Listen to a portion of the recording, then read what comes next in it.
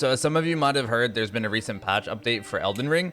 And with this patch comes some pretty substantial changes, and I thought we'd go over them. So yeah, let's start off with some of the quality of life updates that they've made to the game. So they have added some new NPCs to the game, along with new quest phases, which is pretty cool that they're already adding new content, free content to the game this early in its lifespan. And probably one of the biggest additions is that they added a function to record an icon in the name of an NPC on the map when you encounter that NPC.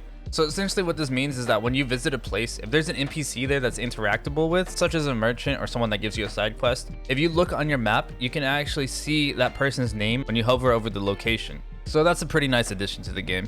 As for bug fixes, some of the ones that stand out the most to me, I know that some people were having issues that when they beat a boss, they weren't actually able to attain the item from that boss. So that's pretty nice that they fixed that. And probably the one that excited me the most is that they fixed the bug where it caused Arcane to scale incorrectly for some weapons.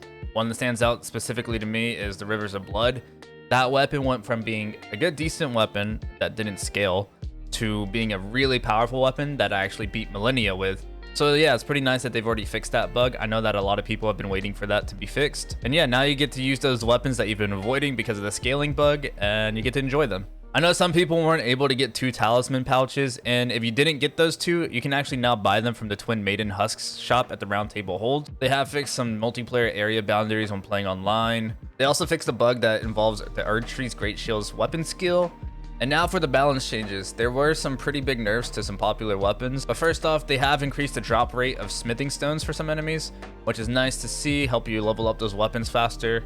They did add smithing stone to some early game shop lines, and I'm pretty sure I heard that they decreased the cost of the smithing stones. And now we start getting into the sorceries. I don't really use any sorceries, so I can't comment too much on these, but they did reduce the FP consumption of the Glintstone Comet Shard, Comet, and Night Comet, as well as increase the damage for those. They increased the damage for Gravity Well, Collapsing Stars, Crystal Barrage, and they did decrease the FP consumption for quite a few of these sorceries, like Star Shower, Founding Rain of Stars, Great Blade Phalanx, Magic Downpour, etc. And for Ashes of War, they did decrease the Hoarfrost Stomp damage and increase the cast time, and there was a pretty hefty nerf to Bloody Slash. They increased the self-inflicted damage by almost double, as well as lowering the damage it does and increasing the cast time. And as for the Sword of Night and Flame, this one got a really big nerf to its damage, and it's not stated in the patch notes, but the range of the abilities have been greatly nerfed as well.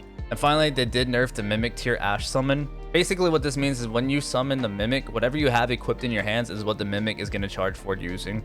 And I have noticed that the damage that the Mimic tier does is actually greatly reduced as well. But yeah, that's some of the key points of the 1.03 patch notes for Elden Ring.